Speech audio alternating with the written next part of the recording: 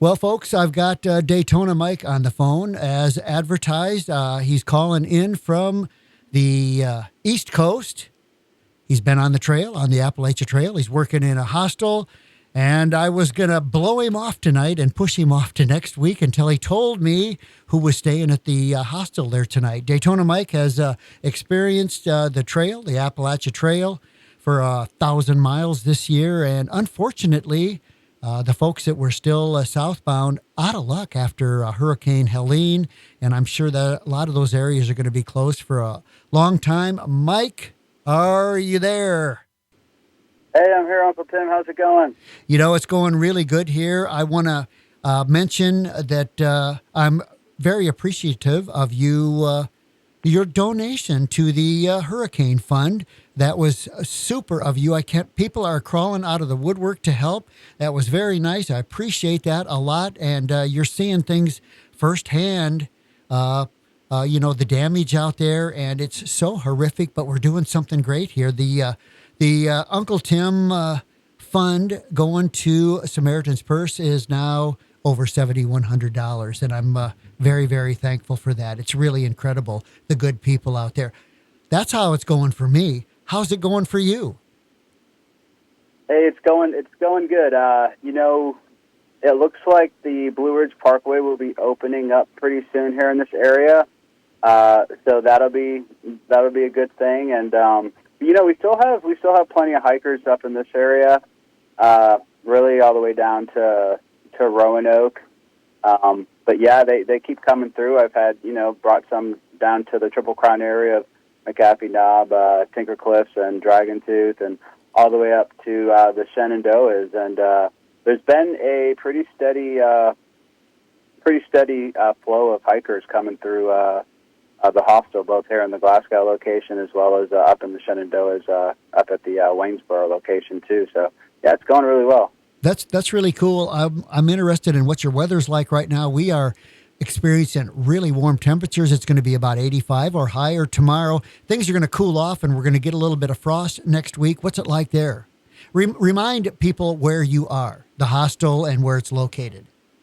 Yeah, so I'm at Stanimal 328 here in Glasgow, Virginia, and it is 77 miles south of where the Shenandoahs start.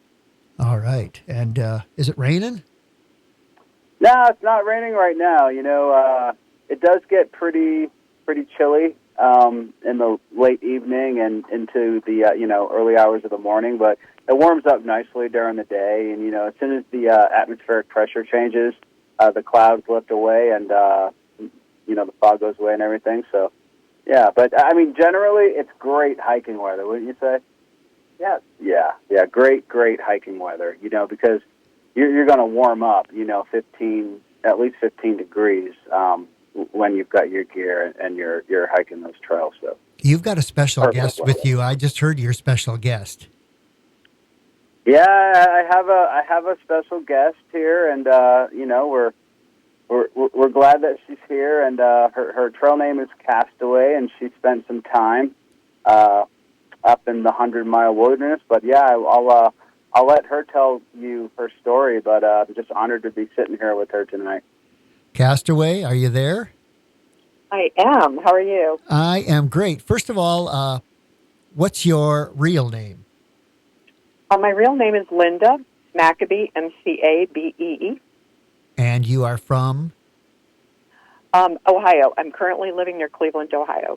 Do you mind me asking how old you are? I like to know what... I never have a problem I never have a problem with that. I'm almost 68. You're almost 68. Well, you got a ways to catch up to me, and I hope you don't catch up to me, but I'm proud of you for being a hiker. And you've got... Was your trail name Castaway before this incident that we were going to talk about? No, it wasn't. Well, no. You earned it, right? I guess. Well, yes, a kid gave me that name, and it was kind of funny. When I told him my story after I got out of the hospital, and of course we'll talk about what happened to me, but he said, "Oh, it's a really cool story. You're like that Tom Hanks movie." And I said, "Oh, Castaway?" And he said, "Yeah, I think that's it." And I said, "Did you ever see the movie?" And He said, no. I thought about it, and I thought, well, it was a good movie, and it had a happy ending, so I accepted the name. Right. I hope you had a volleyball with you or whatever that was. I did not. Tell me how this whole thing went down. So, interestingly enough, I had never hiked, camped, or backpacked before. So I decided to start in the 100-mile wilderness, right? Which makes no sense at all. Hey, but go big. Go big or go home. So I started late in the year. I had to wait till my lease was up on my apartment, so I couldn't start until the first week of August. And I really didn't know what I was doing. You know, I had never carried a backpack. I had never hiked, but I thought, how hard could it be? It's just walking and following white blazes on trees. Well, maybe if you were going a couple of miles, but you're going to tackle 100 miles right out of the gate. Right, yeah. I'm mostly from Tampa Bay, Florida, and I just assumed everyone had sun. So I had a solar charger as my means of, charging my equipment, my navigation, and my Garmin. So in the 100-mile wilderness, it's a green tunnel. There is no sun. So when I started, about my third day in, I had no charge to my phone or my Garmin. And I thought I'd be okay. And I left a shelter in the morning on my third day in, and I took a wrong trail. I just started out on a wrong trail. And I walked for probably a good 45 minutes, kind of lost in thought. You're just walking on a trail and hiking. And it occurred to me I should probably look up and find that white blaze. And I looked up, and I didn't see a white blaze. But I kept walking, and I found kind of a teal blaze on a tree. So I thought, well, that must be a blue blaze, which indicates water or, parking or something like that. And I followed it for a little while until I just didn't see a blaze at all. And I turned around. I thought, okay, turn around. Let's go back to where you started and start over. When I turned around, there were two trails, and they both looked equally trampled down. They both looked like good trails. So I just picked one and started walking. And then that branched off, and there was another two good trails. So I pretty much was just walking wrong trails until dusk. And then around dusk, I thought I should set up my tent, and just, camp out for the night. So, and that was like the second time I'd even set up my tent. So it was all very new to me. So I set up my tent, and I slept very well. I didn't feel any panic at all. The next morning, I threw on my camp shoes. I had shorts and a shirt on. I threw on my camp shoes, and I needed to find some water. I just wanted to make some coffee and, make some coffee and sit and make a plan on how to get out of there. So I grabbed my bag to collect water and my Sawyer, threw those in my pocket, and my DEET, my bug spray, and I set off to find water. And I kept turning around to look at my tent. Now, the tent I had chosen for this trek is a Big Agnes trekking pole tent, and it's the color of celery. So it just blends in really, really well. But I did keep turning around to look at the tent, as I was walking off to find water.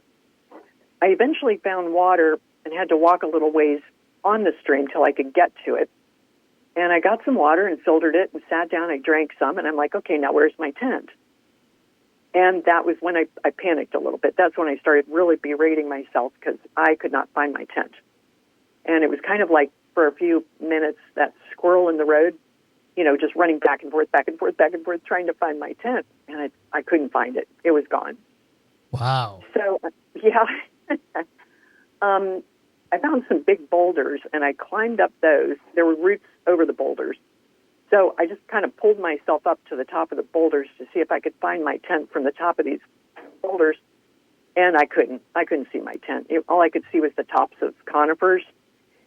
And so I climbed off of that. And then I found a hill, and I thought, well, let's just go as high as we can. So I just went as high as I could to see if I could see anything at all. And I did that all day until it was dark. And then I parked my butt under just a giant big mama tree. And then a tree fell beside me. This huge big sound of a tree falling. It's like, okay, God, I'm awake. I'm not sleeping tonight. And a little bit later, it started raining, just pouring rain. So I pulled the front of my shirt up over my head and backed myself against the tree as hard as I could, put my hands, between my legs trying to stay warm. And all night long, I just kept saying, make it stop, make it stop, make it stop. As breathy as I could, it kind of kept my chest warm. And the next morning, it was still raining. So I hiked on down the hill. Originally, I thought I wanted to go west because I kept hearing a plane going over the day before. And to me, it sounded like it was coming from the west. So I thought, well, let's just go west. Maybe we'll see that airport or something, or a little airstrip. But it was raining so hard, and I was so cold. It was probably about 50 degrees. And I found this old tree that had fallen down, and it had a little divot in it that I thought my butt might fit into. I just wanted to get out of the rain. I was so cold and wet. So I laid down in this tree, and then I spent the rest of the day kicking out the middle of the tree to get both my legs in as best I could. And then I reached behind me with my hands and just kept trying to pull out the pulpy, rotten wood to get my head as far in as I could. I spent 48 hours in that tree. I didn't move at all. 48 hours with no food or drink? I left my Sawyer and my bag outside the tree. It was, I was so cold and so wet, I wasn't thirsty at all. Right. And then, you have to pee, and I'm like, well, I'm soaking wet and cold anyway. Just go ahead and pee yourself. So for a second or two, I was warm, when I did pee myself. That's desperation. That's desperation. Well, I wasn't going to crawl out of the tree because I was really crammed in there. It didn't keep me warm at all, but it did keep me a little bit. The rain just wasn't pelting me, Right. It just didn't hurt. So after 2 days in the tree, I kept thinking about, I started from the north, I should just go north. So after it stopped raining after a couple days, and everybody's like, well, did you see any wildlife? There was a squirrel that kept coming down the whole time I was crammed in that tree, and it got bolder and bolder and got closer and closer to me and just bitched me out like crazy. Yeah. Just got my face and was just yelling at me. It's like, oh, go away, squirrel. But anyway, after 2 days inside the tree, I started walking north, and I did that for a couple days, and eventually I found an old logging road, but the grass and the weeds and everything were almost chest high. I mean, it was obvious that it hadn't been used in a long time.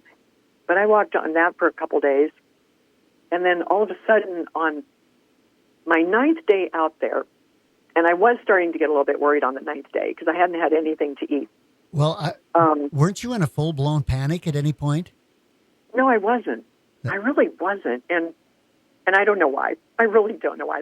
Everybody asks me that, and I really wasn't. I never thought anything really bad could happen to me. I didn't think I could die because, that plane kept going over. There's a plane that takes tourists to see Mount Katahdin and the 100-mile wilderness. And to me, that plane that was almost brushing the treetops, that was people right there, Now, I know in a million years they would have never seen me. But to me, there were people right there. So how could I die? Do you think, was anybody missing you, do you think? Did you? No. So in the 100-mile wilderness, it takes probably, for somebody like me, 10 to 14 days to get through the 100-mile wilderness. And I was only lost for 9 days. So nobody was missing me. I wasn't even supposed to be out of the 100-mile wilderness. Did some of your friends, did anybody know you were even there? Oh, yeah. Everybody knew that I was doing the Appalachian Trail, and they knew that I'd started in the 100-mile wilderness. Okay. Yeah. But everybody knew they wouldn't hear from me for a while. They knew I was in the 100-mile wilderness, and I'd be out there for 10 to 14 days. Okay. Yeah, so, no, nobody was going to be looking for me at all. On the 9th day, I was getting a little worried. My fingers were kind of turning blue, and I was getting a little bit dizzy, and I knew I needed to keep walking. I needed to find my way out of there. So obviously I wasn't sleeping at night, because of the rain, and it was so cold. But I would give myself permission to sit down every time I found a sunny spot. So I would walk and walk and walk, and then all of a sudden I would see a sunny spot, and it would be so hard to get to that sunny spot. But I would get there, and I would sit down, and I'm like, okay, give yourself permission to rest for a minute. But then I would fall asleep. And I panicked when I woke up. you wake up with a start. It's like, oh my God, how much time has passed? Right. And then I'd start walking again. But a couple days on that old logging road, and then I saw some big boulders at the end, and on the other side of those boulders was a good logging road. So I walked on that all day, and later on I saw this little red car at the top of a hill. And, for a second you're like, oh my God, there's a car. And I was walking towards it, and then I heard a dog bark and a little woof woof, and there were some clothes drying on the hood. So I knew that there were people there, and and if they weren't in the car, they were coming back because the dog was in the car. But I was kind of afraid to go up to the car because I knew I probably looked pretty scary because I had been bushwhacking for 9 days, and I was pretty bloody and pretty muddy and wet, and I'm sure I looked like Bigfoot's illegitimate kid or something. I know I looked really bad. Were you weak? Were you weak from no food? Oh, I was so weak. Yeah, I was weak. Yeah, and yeah, there's a good moral to this whole story. Yeah, I tapped on the window, and there was a mother and daughter, psychologist, and a school teacher from Boston. They had been kayaking near there, and they shot out of the car and took one look at me, and I said, could you call 911 or take me to a hospital?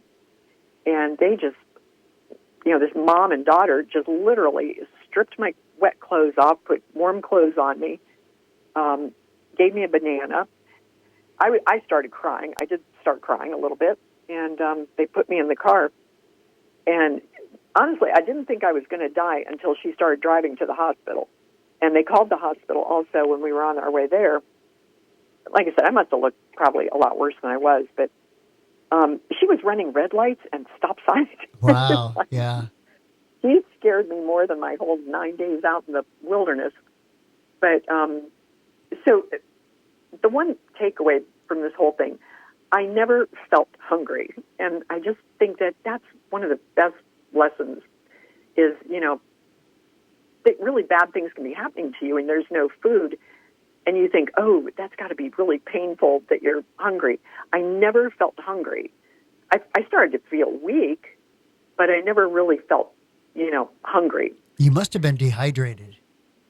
I was, yeah. So the hospital, they ran some blood work. I had a lot of muscle loss and kidney and liver issues. So I got a lot of fluids. The police officers came to the hospital and, wanted to know everything. And then every person at the hospital wanted to know everything. They kept coming in the room.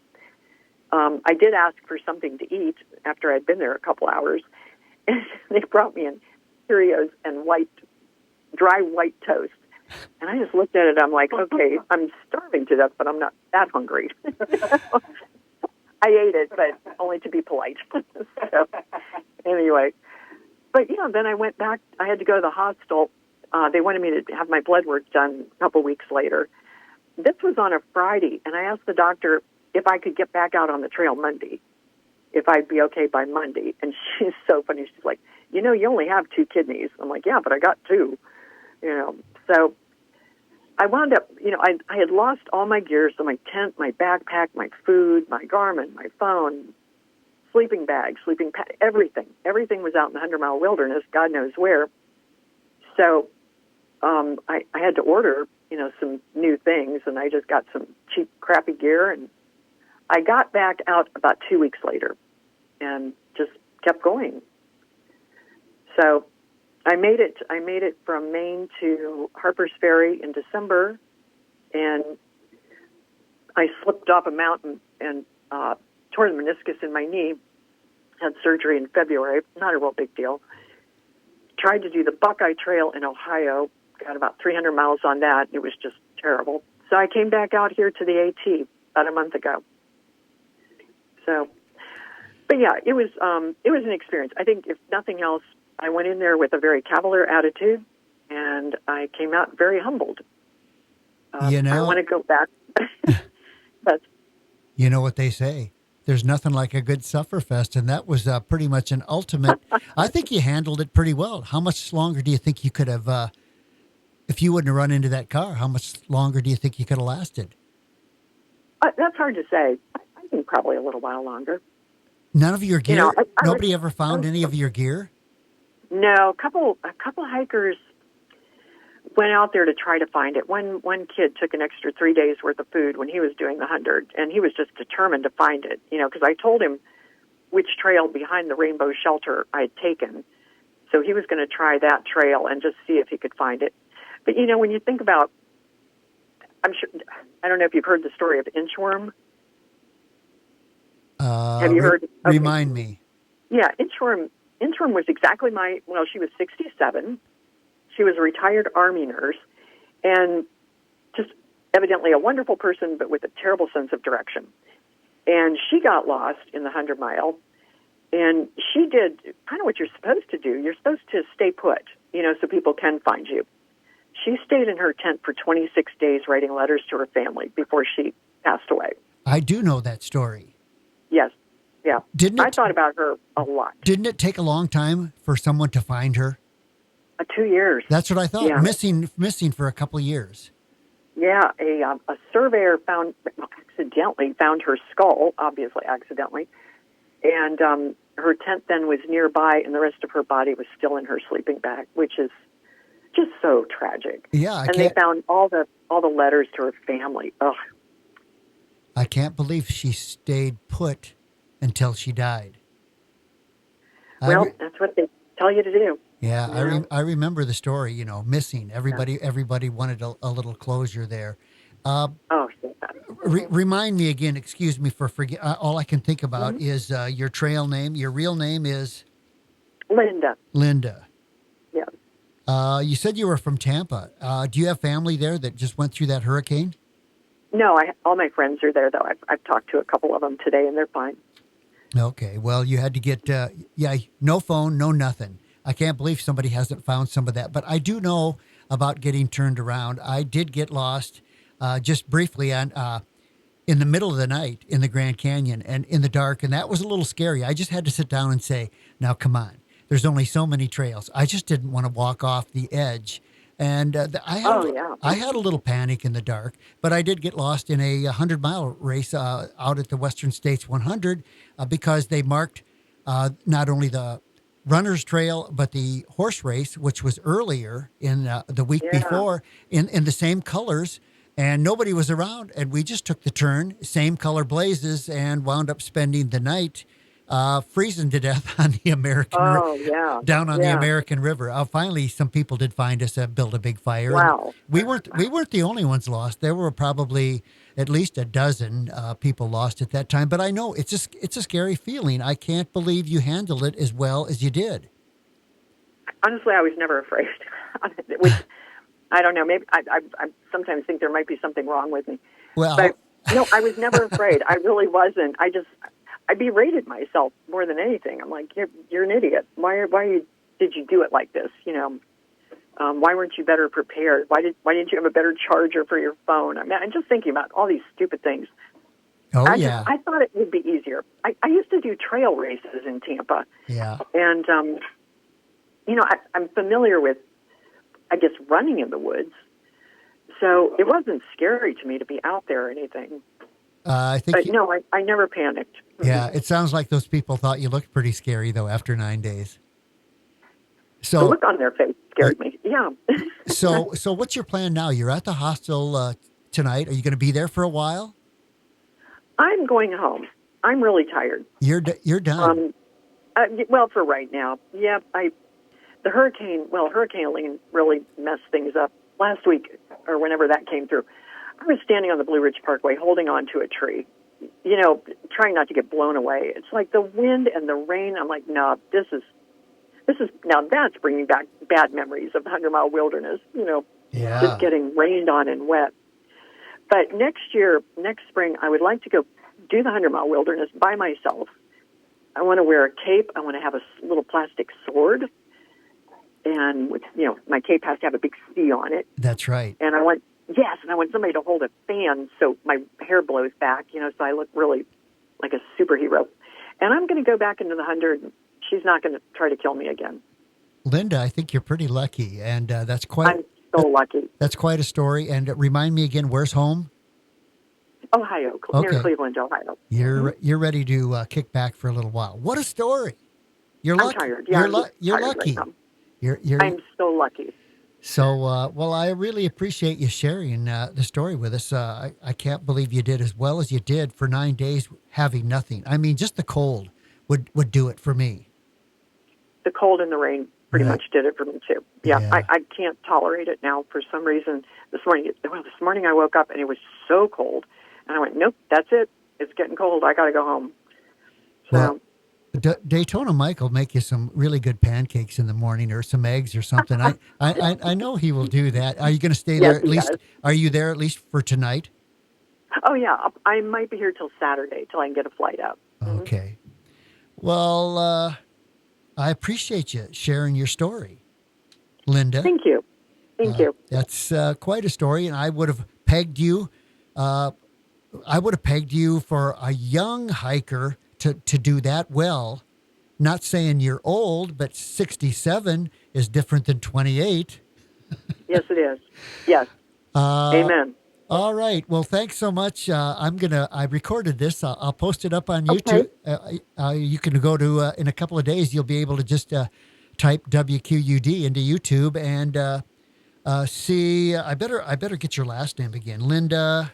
Okay. It's Yep. MCA, B as in boy, EE. MEABE. MCA. Oh, MCA. Okay. BEE. Two E's. MCABEE. Correct. All right. I finally got that right. What do you know? Okay. That's an interesting story. I'm glad you called in. I'm glad you're in the hostel there, and Mike will take care of you. And thanks again. Thank you. Thank you. Have a All good right. evening. Let's talk to Mike for just a minute. Okay. Have a good flight home. Hey, Mike. Hey, how's it going? She did a lot better than most, I would say. Yeah, I mean, she really did, and she had a little bit of a adventure yesterday too. We won't get into that. That's another tale It was nothing compared to what happened in the 100-mile wilderness. So yesterday, she had actually decided to get up trail yesterday, and I went out to go pick her up from the trail, but because Blue Ridge Parkway was closed, I was just not able to get to where she was with the vehicle. And so I said, I had to call her, and I'm like, hey, I was coming to get you, but I recommend you go find a water source, pitch your tent, and possibly meet tomorrow at maybe Jennings Creek. What did I say? Jennings Creek would be a good idea.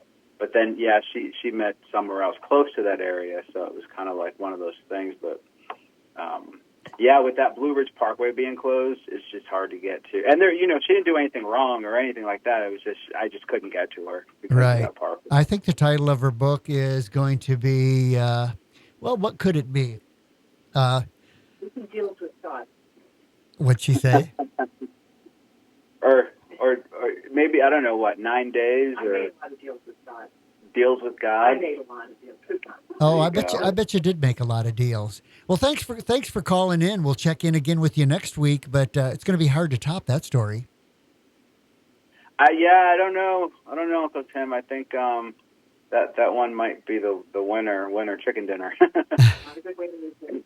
No, but yeah, it was a lot of muscle loss. But I'm certainly glad you maintained your cool. And I did the same thing, only on a smaller scale. Just signed up for a 100-mile race. I had no idea it was through the Virginia mountains. Just said it was the Old Dominion 100. Had no idea. I'm a flatlander, used to running on a track.